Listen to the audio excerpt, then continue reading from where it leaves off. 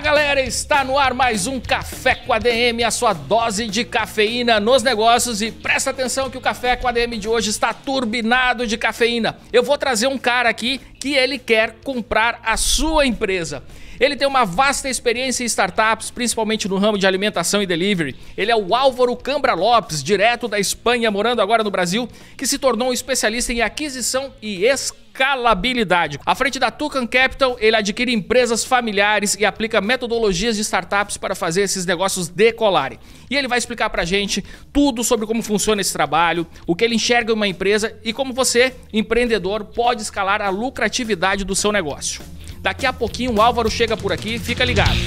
Tomar decisões financeiras nunca foi tão desafiador. São muitas promessas, taxas escondidas e informações que nem sempre estão claras. É por isso que o Grupo Rede Sul se destaca no mercado de crédito imobiliário e consórcios. Com mais de 15 anos de mercado e mais de 2 bilhões de reais em operações realizadas, a Rede Sul Consórcios e a Venco Credit oferecem um modelo de atendimento onde a única surpresa é a positiva. Tudo começa com uma análise detalhada dos seus objetivos, seguido de simulações realistas para que você visualize exatamente como alcançar seus objetivos. Seja para comprar um imóvel, investir, acessar crédito ou construir patrimônio, você tem ao seu lado uma equipe que entrega segurança, clareza e total transparência. Clique no link da descrição e descubra como transformar planejamento em conquista. No dia 9 de setembro, celebramos aqueles que fazem da administração um pilar estratégico para o crescimento do Brasil. É o dia do profissional de administração, data que reconhece a dedicação de milhões de administradores de empresas, organizações e instituições públicas e privadas. E neste ano, a comemoração é ainda mais especial. A profissão completa 60 anos de regulamentação, marcando uma trajetória de inovação, liderança e contribuição para o desenvolvimento econômico, social e humano do país. Ser administrador é muito mais do que aplicar teorias. É tomar decisões estratégicas, inspirar equipes, gerir recursos com responsabilidade e transformar desafios em oportunidades. Por isso, fica aqui o nosso reconhecimento e agradecimento a todos os administradores. Parabéns pelo seu dia. E você que nos acompanha, acesse os sites dos Conselhos Federal e Regionais de Administração e confira a programação especial preparada para este jubileu de diamante. Participe e celebre conosco o mês do administrador. Álvaro Cambra Lopes é Managing Partner da Toucan Capital. Ele trabalhou na Foodology, startup colombiana que opera dark kitchens e entregas. Foi ele quem trouxe os hambúrgueres do youtuber MrBeast para o Brasil e ampliou a distribuição. Além de uma ampla experiência em startups como Foodpanda, Círculo e Foodology, ele também trabalhou na consultoria Kearney, desenvolvendo projetos de consultoria para grandes organizações. Álvaro, que honra te receber por aqui. Seja muito bem-vindo ao nosso Café com ADM. Leandro, boa tarde. E primeiramente, obrigado por ter aqui e obrigado também, um prazer estar com você aqui no café. Muito bem. Álvaro, começando aqui por esse sotaque espanhol bonito aqui, o português com esse acento espanhol, me conta como é que você veio parar no Brasil, de onde você vem na Espanha, cidade, tudo, que eu sou louco pela Espanha, então já fiquei curioso aqui para saber um pouco mais aqui da tua história. Cara, Leandro, eu tenho morado em muitos lugares do mundo, embora eu seja espanhol, né, e embora eu tenha passado a maioria da minha vida na Espanha, após a terminar a carreira, né, eu fui a parar a Hong Kong. Eu sempre queria sair da Espanha, né, eu sempre queria visitar novos lugares desde pequeno, eu sempre tive como essa vontade de conhecer otras culturas, otros lugares y tal. Y ahí, finalizando mi carrera, né? Eu sou engenheiro, fui a Hong Kong, comecei a trabalhar aí, eu fiz o meu primeiro estágio lá na Foodpanda, né? Que era uma startup de Rocket Internet, que era uma empresa alemã. E aí, depois de Hong Kong, voltei para Espanha, comecei a trabalhar em Kearney durante 5 anos. Empreendi também, não? Você comentou o Círculo, montei uma rede de restaurantes e aí após 2 anos a gente decidiu vender a empresa e cara, eu sou um enamorado da América Latina, né? Minha namorada é colombiana, eu amo México, eu amo Colômbia e aí quando a gente vendeu o negócio eu falei, acho que é o momento de conhecer a América Latina, né? E acho que é o momento de ir lá. E aí convencido, né, de seguir para México primeiramente, onde fui executivo de Foodology, a gente fez un proceso de crecimento, abrimos moitas lojas e tudo máis, e aí após 2 anos surgiu a oportunidade de vir a liderar a operação de Brasil, né? Uma operação muito mais pequena, uma operação muito mais nova, mas crescendo muito rápido.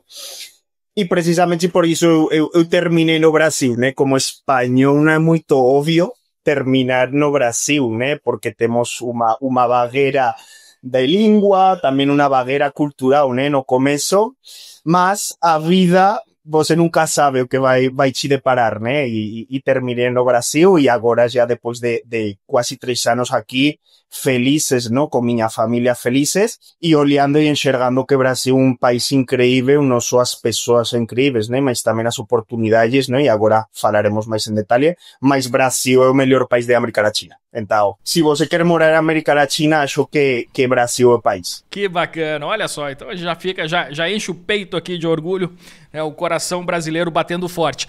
Muito bem, ô Álvaro, me conta agora como é que teve essa migração. Eu não sei se você já tinha a empresa, né, a Toucan Capital, e como é que você migrou então? Você estava à frente lá da Foodology aqui no Brasil, você continua à frente ou você, enfim, saiu da empresa?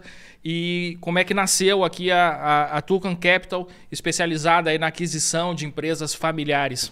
Não, boa pergunta, Leandro. Nós começamos Toucan Capital aqui no Brasil, tá? Por quê? Basicamente, desde que eu cheguei no Brasil há quase 3 anos atrás, eu comecei a olhar muito as empresas familiares, middle market, pequenas e médias empresas e tal, e comecei a enxergar, né, o mesmo que estava acontecendo, o que vem acontecendo na Espanha já faz tempo, né? Que acontece? Putz, as pessoas estão envelhecendo, muitas destas pessoas são donos de empresas e muitos destes donos de empresas, infelizmente, não têm sucessão. Ou bem porque eles não têm filhos, né? Ou muitas vezes porque os seus filhos não querem ficar no negócio. Hoje as novas gerações não gostam tanto dos negócios mais chatos, né? Dos negócios mais boring. Mas isto faz com que esse empresário tenha que buscar soluções. Beleza? Então, desde que eu cheguei no Brasil, comecei a ver este contexto, né? Que como te falei, me lembrava muito ao que vem acontecendo na Espanha. E aí, depois de muito tempo de entender o mercado, entender se efetivamente em Brasil o que eu achava fazia sentido e tudo mais, falei, olha, faz completo sentido. Não tem muitas pessoas ou muitos fundos jogando este jogo de empresas médias. Eu enxergo que o mercado hoje é incrível, mais importante que nos próximos 5 ou 10 anos ainda vai ser muito mais grande. E falei, esta é a oportunidade que a gente tem que pegar. Beleza? Então, eu já tinha, evidentemente, em Kearney, não? E também em Foodology, nós já tínhamos feito muita coisa em M&A. Beleza? Já tínhamos feito, por exemplo, em Foodology, já fizemos várias aquisições, não só no Brasil, mas em México, em Kearney, eu tinha feito muita coisa de M&A, então, evidentemente, eu já tinha bastante experiência. Obviamente, pode ser modelos de negócio diferentes, tá? Porque o que a gente faz agora, né? E é bastante engraçado, nós olhamos negócios boring, não? Como eu sempre falo, empresas de incendios, empresas de gelo, ou seja, nada a ver com tecnologia, tá?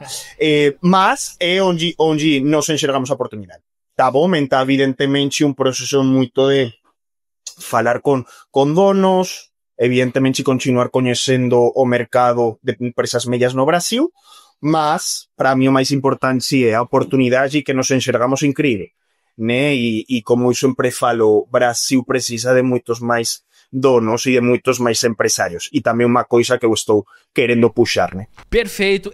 Eu acho interessante esse termo, né? Boring business. E me lembra muito uma especialista americana que eu gosto muito do conteúdo dela, que é a Cody Sanchez. Também tem uma raiz latina nesse Sanchez, acredito que ela, né, tem uma origem latina. E ela fala muito, né, sobre como esses negócios, eles já se provaram no tempo, né? Eles têm um grande potencial de crescimento. E eu acredito que a sua tese seja mais ou menos por essa linha também, né, Álvaro? Sim, Leandro, deixa eu te explicar. Acho que o pessoal vai entender muito melhor de onde vem isso, né? eu sempre na miña vida eu fui emprendedor, né? Eu teño emprendido varias veces e unha das coisas que para mí ficou moito claro é que moitas veces achamos que emprender é fácil e de fato é completamente o contrario, né? Emprender é moito difícil. Aliás, máis de, você sabe, né? Você tamén é emprendedor, máis do 90% das empresas que comezan 4 anos depois desaparecerán. Tá bom? Então, eso es uma estadística bastante foda. Que significa iso, né? Que ao final, quando você quer empreender, hoje, a maioria das pessoas acham que tem que começar de zero e que empreender significa começar un negocio de tecnología. Tá bom? Eu amo a tecnología, eu teño feito moita coisa en startups, mas o asunto é que hoje as pessoas en geral só enxergan esa opción. Tá bom? E ten outra parte moito grande do mercado que está completamente esquecida. Que são, de novo, negocios máis tradicionais, pode ser non tão sexy e tudo mais, mas que, punto 1, são negocios que já passaram essa fase que para mí é máis difícil, né? Que é de 0 a 1, né? Como o libro do Peter Thiel, né? Que basicamente é a fase onde você ainda não tem clientes, você ainda não fez product market fit e onde muitas das empresas terminam morrendo. Beleza? Estas empresas já mais boring businesses, né? Eles já passaram essa fase e eles já têm um modelo de negócio provado, têm uma geração de caixa boa e já têm um histórico e uma marca. Tá bom? Então, quando você entra nestas empresas, muitas delas com um histórico muito bom, com uma trajetória muito boa, mas também com certos processos ou certas práticas mais tradicionais, né? Você enxerga que, primeiro, é uma oportunidade para muitos executivos que querem empreender, de fato, emprenderem, e segundo, uma maneira de empreender onde você já tem certos recursos para poder continuar crescendo, para poder continuar contratando. Então, embora seja uma parte esquecida, né? De fato, por isso eu enxergo como uma oportunidade tão grande, né? Porque poucas pessoas falam.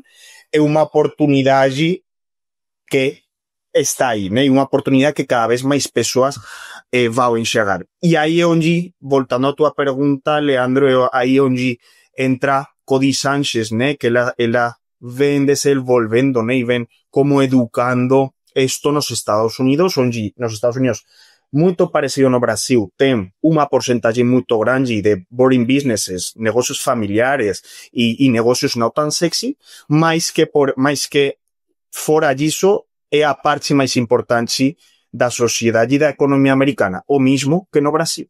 Tá bom? Então, o que eu sempre falo é que no Brasil não tem ninguém querendo puxar isso, né? Querendo puxar emprendedores a caminhar en este caminho um pouco mais diferente, né, para empreender, e eu quero puxar isso. Embora a gente está comprando empresas e tudo mais, mas eu também quero animar, não, e puxar a muitas mais pessoas a conhecerem primeiramente este caminho e depois andarem, né? Muito bem. Me conta uma coisa, essas empresas, né, que você comentou, que tem normalmente assim a primeira geração ali no comando ou a segunda geração e depois não tem mais sucessores. Qual que é o destino dessas empresas normalmente, Álvaro? Porque assim, no Brasil eu lembro de várias empresas que reinavam aí em anos 80, 90, até no começo dos anos 2000 e que simplesmente desapareceram. E é uma coisa assim que a gente fica, como, cara, aquela marca era tão forte, tinha tanta penetração de mercado e tudo mais. E aí fica aquela dúvida, assim, quando a gente não conhece a história, né? O que aconteceu, o que acontece geralmente com esse tipo de empresa que não prepara ali a sucessão? Pues, Leandro, acontecen varias coisas, ou podem acontecer varias coisas, né? A primeira, antes de te falar, é que muitos dos empresários não acreditam que eles vão terminar saindo da sua empresa. Tá bom? Eles começaram a sua empresa 30, 40 anos atrás e eles acham que isso vai ser infinito. Tá bom? E evidentemente não vai ser infinito, né? Então, isso é primeiro. E segundo, podem acontecer várias coisas. A primeira é que eles consigam vender sua empresa, né? Essa é a opção que eu estou puxando e que acho que é a melhor. Mas existe outra opção, Leandro, que é diretamente que essas empresas desapareçam. Tá bom? E em muitos casos não estamos falando de empresas que facturan R$1 milhão ou R$2 milhões. Muitas vezes estamos falando de empresas que têm um faturamento importante, mas que ao mesmo tempo têm uma geração de caixa e uma geração de lucro importante. Tá bom? Então, muitas vezes, infelizmente, desaparece. E, de novo, não só acontece isso no Brasil, mas acontece no mundo todo. Tá bom? Então, essa é a segunda opção. E terceira opção é que seja vendida, né? Mas que seja mal vendida.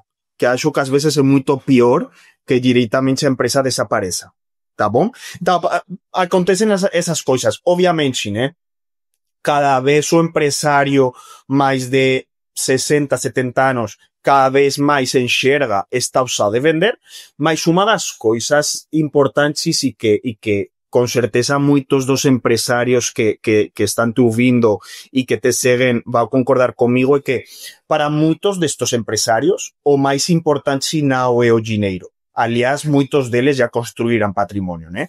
Para eles o mais importante para a continuação da empresa é que as pessoas que cheguem mantenham o legado, mantenham a história e principalmente continuem cuidando dos funcionários.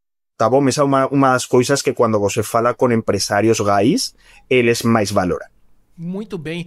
E Álvaro, você que tem uma experiência internacional muito grande, a gente está falando aqui de Hong Kong, Espanha, México, América Latina como um todo também. Me conta como é que você avalia o grau de maturidade do Brasil quando a gente fala de M&A, né, de aquisição de empresas. Isso é um assunto que ainda está em evolução no Brasil, já está maduro. Como é que você enxerga o nosso mercado nesse sentido? Leandro, vou ser bastante transparente e direito. Acho que ainda está work in progress, tá? Acho que está work in progress a parte de money, né? Obviamente, e nós trabalhamos muito com bancos de investimento e com boutiques de money. Obviamente, tem muitas boutiques ou muitos bancos muito bons, né? Com um grau de profissionalização muito bom, mas tem muitas boutiques de money muito ruins, tá bom? Onde o nível de entrega, o nível de sofisticação, o nível técnico é muito ruim, tá bom? Então acho que um ponto work in progress é money. E depois acho que uma das coisas também que eu estou enxergando e também acho que naturalmente vai ir melhorando é toda a parte de controle, não? Controle das informações, controle financeiro das empresas. Eu estou vendo e a gente está vendo e enxergando que e um dos factores que faz com que estes processos muitas vezes sejam muito demorados, que a qualidade das informações que nós vemos, né, em muitas destas meias empresas não é a melhor. Tá bom? Então, evidentemente, isso faz com que os processos demorem. Eu acredito, né, que assim, muitas empresas têm essas particularidades na gestão, muitas vezes assim, a empresa cresce mesmo com processos que do ponto de vista de gestão são condenáveis. Tem muitos casos assim, né, que enfim, o empresário mistura a questão, não sei se você encontra ainda, né, empresas desse porte aí que vocês atuam, mas assim, eu vejo muito disso ainda, de misturar o caixa da empresa com caixa particular e tudo mais, mas mesmo assim com empresas que conseguem ter uma certa relevância no mercado. Não sei se você já se deparou assim com esse cenário aí, Álvaro, até pode compartilhar aqui com a gente. 100%, e acho que não é crítica, justo ao contrário, né? De fato, com todos os empresários que eu falo, né? Eu falo com pelo menos 4 ou 5 empresários todos os dias, eu sempre falo disso, né? Ao final, se você quer vender sua empresa, o primeiro que tem que ter certinhos aos números, porque ninguém vai vir a te comprar sem ter segurança da realidade da empresa e dos números. Então, isso não é só para as pessoas de fora, é também para você, tá bom? Por quê? Porque ao final, você funciona muito, né? Você gera caixa, você olha a conta bancária todos os dias e tem muito dinheiro, mas você tem que ter uma geração, né? E um controle financeiro, né? Também para planificar sua empresa, né? Não só planificar o amanhã ou próxima semana, mas também para planificar próximo ano, tá bom? Então, acho que aí tem muita educação e muita cultura a ser construída para melhorar este controle financeiro. Excelente, e é isso que eu ia te perguntar justamente agora. Quando vocês assumem um negócio, como que é geralmente assim essa transição? Vocês entram dando um choque de gestão, novas práticas, ou enfim, me conta como é que é esse processo, porque imagino também, conhecendo, né, o perfil dos negócios brasileiros, que muitas vezes isso acaba gerando, eu falei o choque, né? Acaba gerando exatamente, né, um choque ali entre a equipe nova que está chegando e aquela equipe da empresa que já permanece ali há muito tempo fazendo as coisas de um determinado jeito. Então, Leandro, es un súper buen punto. Nos avisa que tem que ser uma mistura, né? Tem que ser um equilíbrio ideal, que muitas vezes é muito difícil de atingir, né? Mas, basicamente, quando a gente fecha uma operação, né? Quando a gente compra uma empresa, normalmente nós mantemos o dono num período de transição de 12 meses. Tá bom? Porque, evidentemente, nós não queremos perder toda o expertise, todo o conhecimento e, evidentemente, a gente tem que fazer toda esta transição. Após esos primeiros 12 meses, onde, obviamente, nós conhecemos a empresa toda, nós conhecemos as equipes e, evidentemente, identificamos áreas de melhoria, né?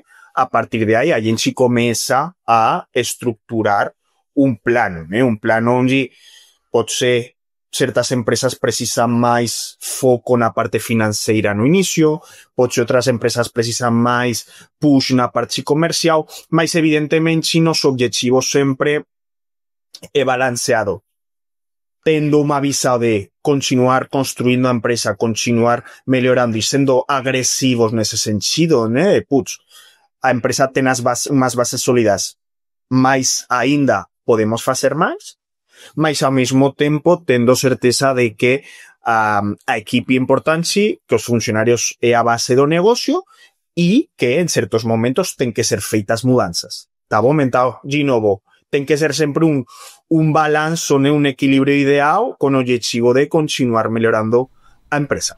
E me conta com relação assim ao branding da empresa, assim, vocês operam mudanças radicais nesse sentido ou isso depende muito de caso a caso? Às vezes você tem uma marca que está muito bem consolidada e que não faz nem sentido você mexer, né, nessa parte, enfim, de comunicação, de marketing, né, e de posicionamento. Normalmente não gostamos de fazer muita mudança, pelo menos os primeiros 2 anos. ¿Por qué? Porque al final quando nos centramos numa empresa, Leandro, numa das partes que para nós é super importante é a reputação, né? E a história. E essa reputação e a história vem muito atrelada à marca. Beleza? Então, por isso nós não entramos em empresas que precisam de reestruturação, empresas NRJ, embora tenha boas oportunidades, né? Mas nossa visão é diferente. Nossa visão é pegar negócios que já funcionam, negócios que já são sólidos, que já têm clientes, que já têm uma boa reputação e melhorar eles. Beleza? Então, a marca muitas vezes não, ou a maioria das vezes nunca é mudada, pelo menos nos primeiros 2 anos. Perfeito. E, bom, Álvaro, eu fiz uma provocação aqui no começo. Eu disse aqui para os nossos ouvintes e para quem está nos assistindo que você quer comprar a empresa deles. Então, assim, tem muita gente que está nos ouvindo aqui que talvez tenha o interesse em ter o seu negócio avaliado. E aí eu queria que você contasse agora para a gente assim, que tipo de negócio vocês buscam, em que setores, o que chama mais atenção, o porte desses negócios também, quais são as características que vocês avaliam, enfim, para adquirir um negócio. Fantástico, Leandro. Acho que é uma ótima pergunta também. E bem-vindos, embora vocês queiram vender su negocio now, desde Tucan Capital, felices de ajudar sempre em qualquer coisa, né? Agora, em termos de características, nós olhamos 4 principais, né? Tamanho, e para a gente tamanho é faturamento. Para nós, os negócios interessantes estão numa faixa entre 30 até 100, 120 milhões de faturamento. Segundo, empresas que ven mostrando crescimento nos últimos 3 anos. E que significa crescimento? empresas que ven crecendo a partir de 10-15% nos últimos 3 anos, tá? Terceiro, empresas que apresentam uma margem boa, que é margem boa, a partir de 15-20% margem EBITDA, embora a realidade é que muitas vezes o EBITDA é relativo, né? Porque por aí acontecem muitas coisas, mas acho que uma métrica que todos os ouvintes devem ter na sua cabeça. E quarto, empresas idealmente com um nível de dívida baixo. Não precisa sempre ser zero, mas sim um nível de dívida baixo. E agora, a nível de tipo de setor, tudo mais, né, que seguramente o ouvinte está se perguntando, nós não temos um sector específico. Sí que gostamos mais de sectores do setor serviços, né, mas tem muito tipo de serviços.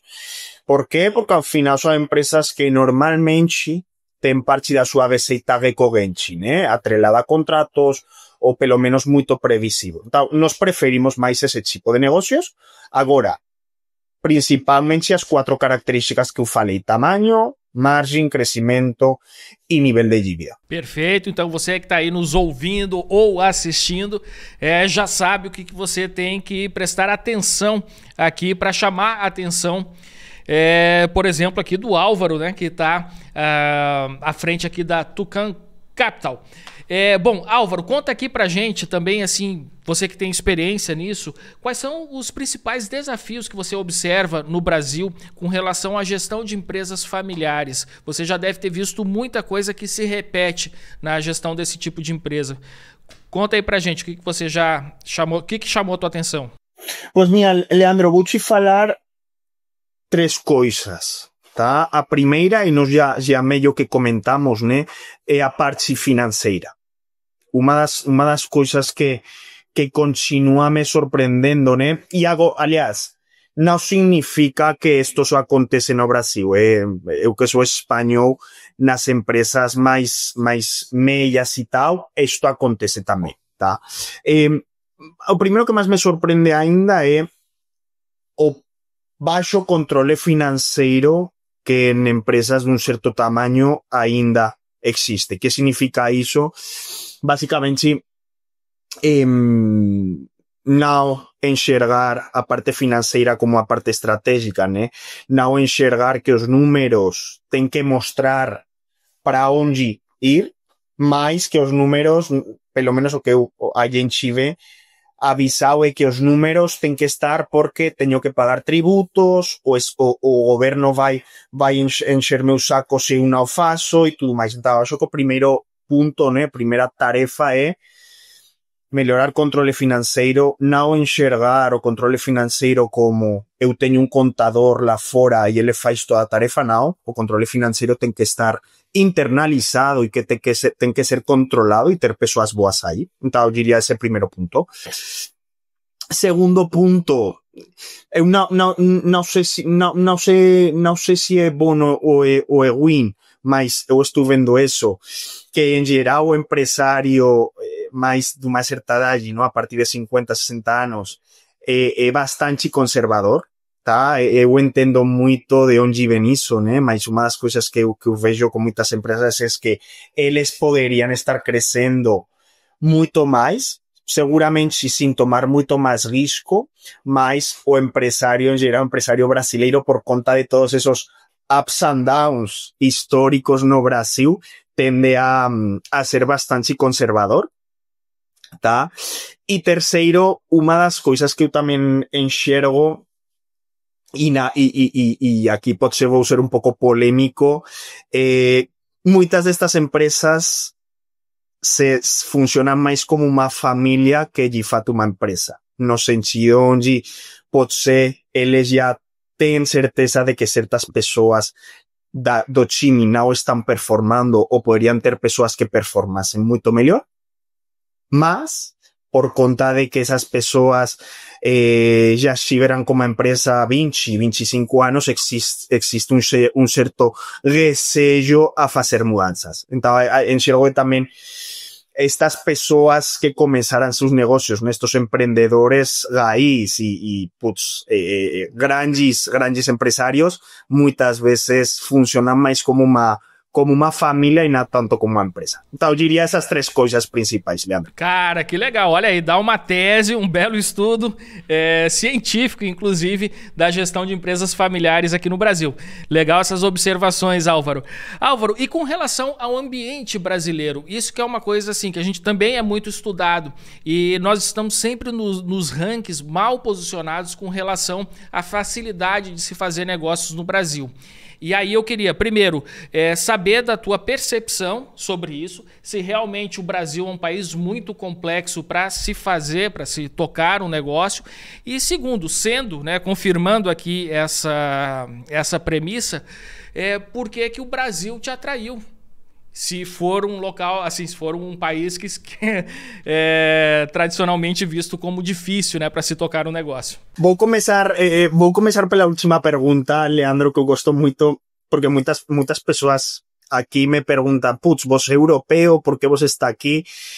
E sempre respondo o mesmo, né? Justo porque eu sou europeu, enxergo que o Brasil tem muitas oportunidades. Por que enxergo isso? Sim, óbvio, é um país com muitos desafios, né? Um país onde o empresário, o empreendedor não tem a vida simples, mas precisamente por isso as oportunidades são maiores, né? Quando você está num país onde as coisas são muito simples, existe mais concorrência e, portanto, é mais difícil você construir algo grande. Brasil tem desafios, mas se você tem apetite ao risco, você é flexível, você é resiliente, Brasil pode te trazer uma upside muito grande, né, para essas pessoas que tomam os riscos. Então, esse respondendo a por que eu estou no Brasil. E segundo, em quanto a ambiente, sim, não é minha opinião, né, quando você enxerga, acho que o IMF, né, o Fundo Monetário Internacional, que todos os anos faz um ranking em diferentes características, né, onde está a facilidade de fazer negócios, burocracia e tudo mais, Brasil não aparece muito bem posicionado, né? Então, obviamente, é um trabalho, uma tarefa que o país tem que fazer. Agora, eu sempre falo para empreendedores e tal que isso não depende de você, tá bom? Então, se você continuamente está gestionando seu negócio com medo de que, putz, a economia poderia ser melhor, poderíamos ter menor burocracia, você vai perder uma energia que poderia estar colocando no seu negócio, tá bom? Por quê? Porque, de novo, isso não depende de você, tá bom? Então, eu sempre penso de um jeito onde eu vou me focar nas coisas que dependem de mim. O que não depender, beleza, não posso fazer nada, né? Então, sim, um país onde a burocracia não ajuda, a parte tributária não ajuda, a parte trabalhista não ajuda. Agora, você como empresário tem que saber que isso existe e entender, não? E dedicar e colocar sua energia a fazer acontecer as coisas, dar um bom serviço a seus clientes, cuidar de tus clientes, cuidar da tua equipe, cuidar de tus funcionários. Se você fizer isso, com certeza a tua empresa vai evolucionar. Óbvio, se a economia e se o contexto for melhor, beleza, você avançaria muito mais rápido. Mas, again, isso não depende de você, tá bom? Então, eu gosto de ser bastante pragmático neste sentido. Obviamente, nunca esquecer da realidade e sempre ter um olho na realidade e no contexto, né? Porque você também tem que ir se adaptando, mas, ao mesmo tempo, 99% da tua energia, do teu dia a dia e tuas comunicações e tua visão tem que estar focada a como dou um melhor serviço a meus clientes, como tenho um time mais forte, como desenvolvo meu time, etc. Olha só, pessoal, olha só. Essa lição que o Álvaro acabou de nos dar aqui a gente não encontra muito nos livros de negócio, nem na faculdade de administração. Essa é uma lição filosófica e vem lá da filosofia estoica. Estamos diante aqui de um empreendedor estoico aqui, o Álvaro Cambra. O estoicismo, ele prega muito isso, que você não tem como controlar nenhum evento externo. Nada do que for externo a você, você tem controle. E a única forma de você exercer algum controle nessa vida é como você reage aos eventos externos. E é exatamente isso que o Álvaro acabou de falar agora. Então já recomendo aqui para os nossos ouvintes, espectadores, né? Mergulhar aí na filosofia estoica, porque, cara, você aprende muito, lições valiosas que você aplica nos seus negócios, na sua vida, aprendendo aí com os sábios estoicos de mais de 2000 anos atrás. Sim, aí tem um livro muito bom que com certeza você já tem lido, que são as lições as cartas de Marco Aurélio, Sim. né?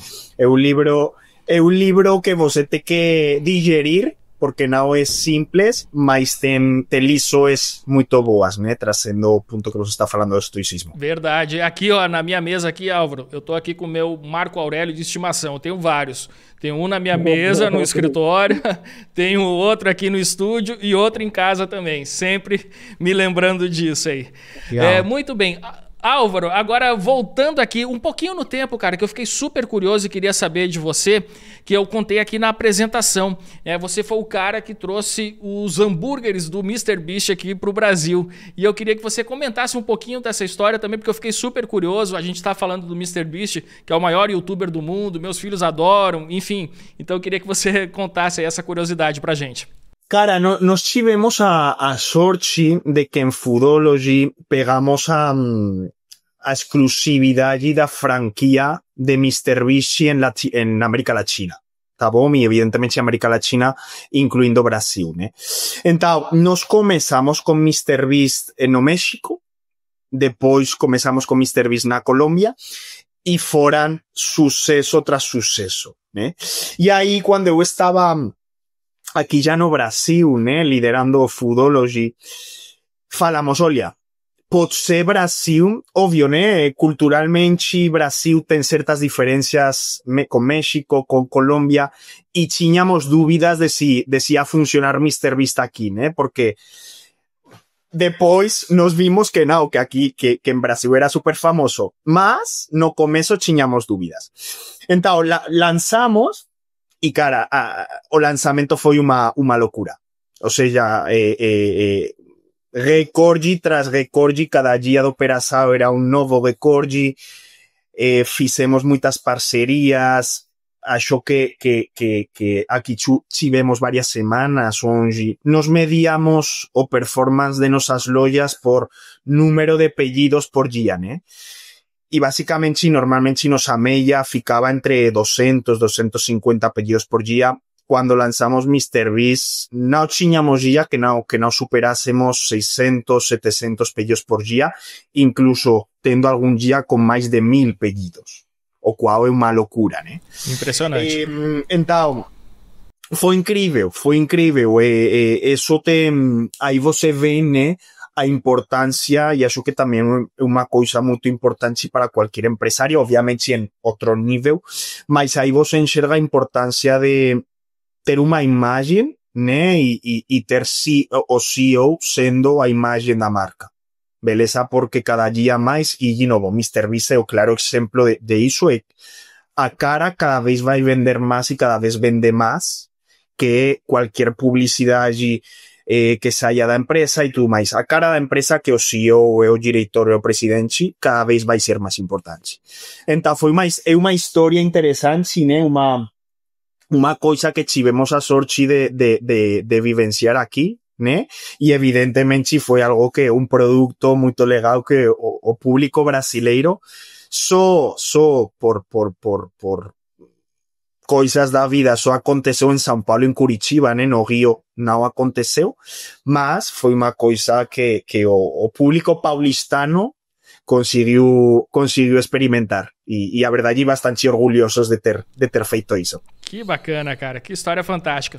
Muito bem, agora você comentou aqui, eu fiquei curioso, né, da importância da cara do líder daquela empresa, do CEO, e que isso ajuda muito a empresa a vender. E eu concordo 100%. E a gente tem visto muitos casos de líderes de empresa aqui, só para citar alguns aqui que estão aparecendo aqui, são top of mind.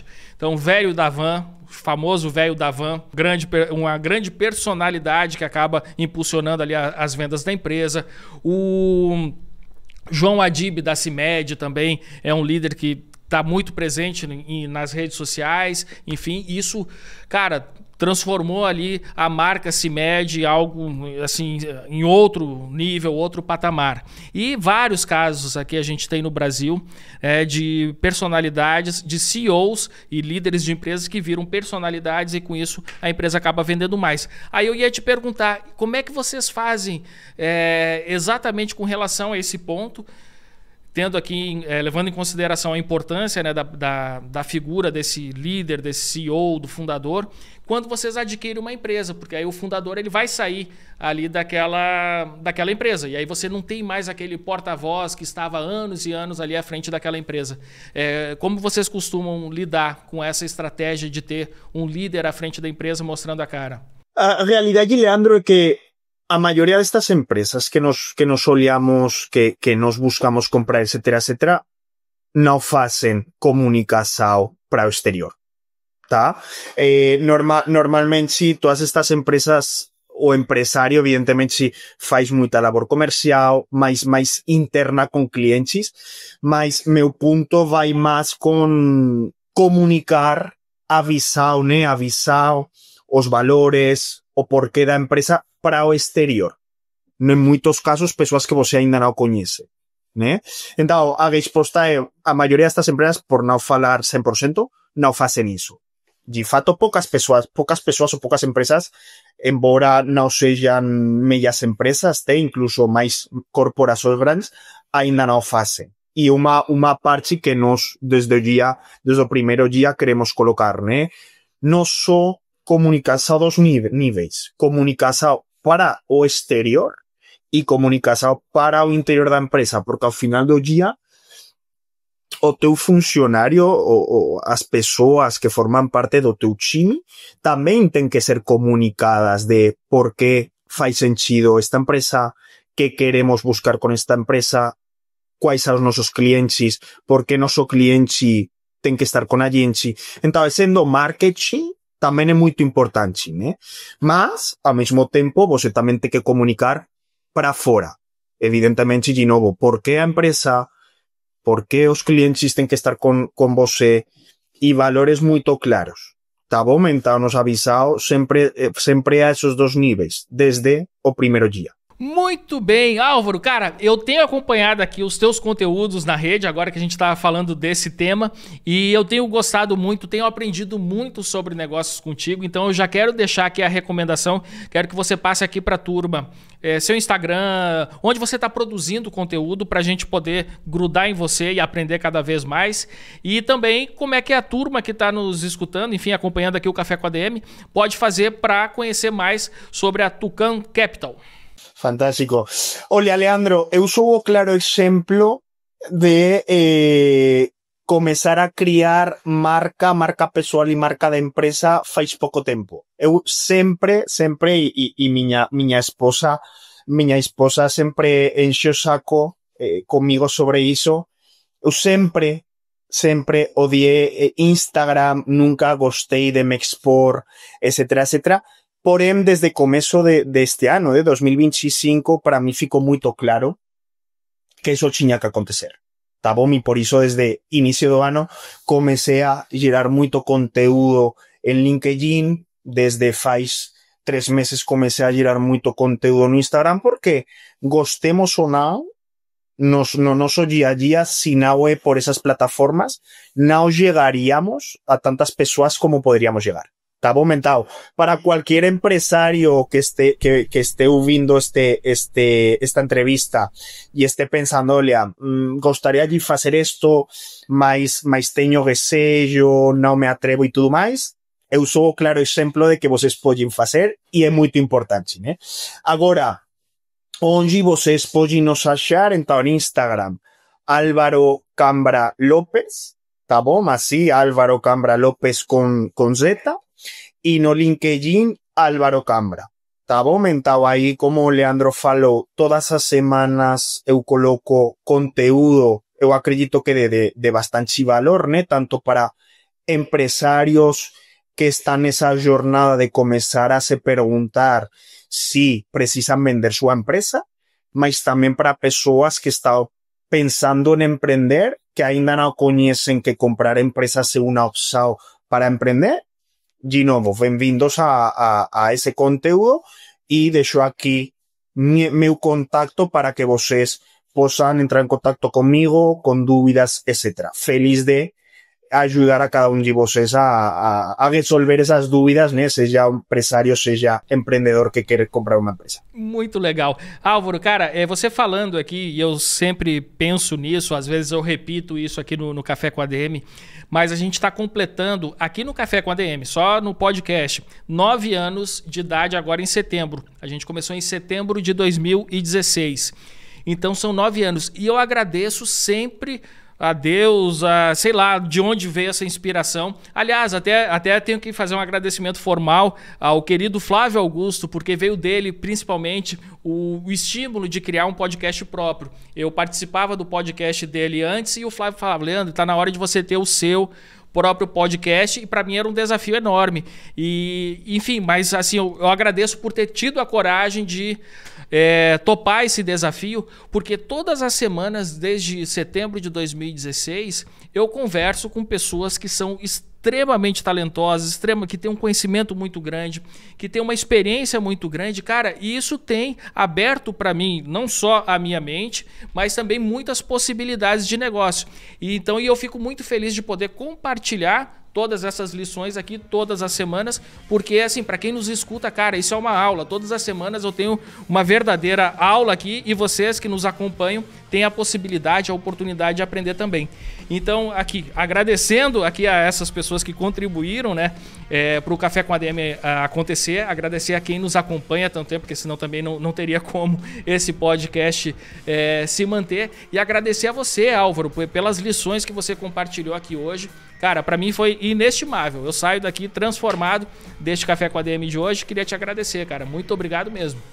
No, obrigado a você, Leandro, de novo, e obrigado também aos ouvintes, e espero que vocês tenham gostado, né? Acho que meu sotaque ainda não engana ninguém, mas espero que vocês tinham gostado, tinham visto uma nova visão, né? E novas opções para a sua empresa ou também para tua carreira profissional, e de novo, aberto e feliz de ajudar a qualquer de vocês se precisarem. Muito bem, nem se preocupa com o português que tá perfeito, viu, Álvaro?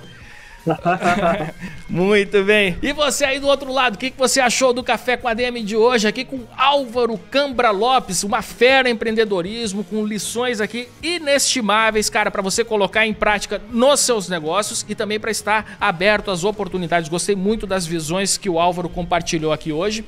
E tenho certeza que você curtiu também. Então eu vou pedir um negócio aí pra você. Marcar a gente lá no seu Insta, beleza? Compartilhar esse episódio e marcar o Álvaro, marcar a gente aqui no Café com ADM. Marca todo mundo, administradores, Tucan Capital, enfim. Bota todo mundo lá pra gente saber que você ouviu esse episódio e que curtiu e está compartilhando aí com seus amigos. Beleza, turma? Na semana que vem, olha só, nós voltamos com mais cafeína para vocês. Combinados, então? Então até a próxima semana em mais um episódio do Café com ADM, a sua dose de cafeína nos negócios. Até lá!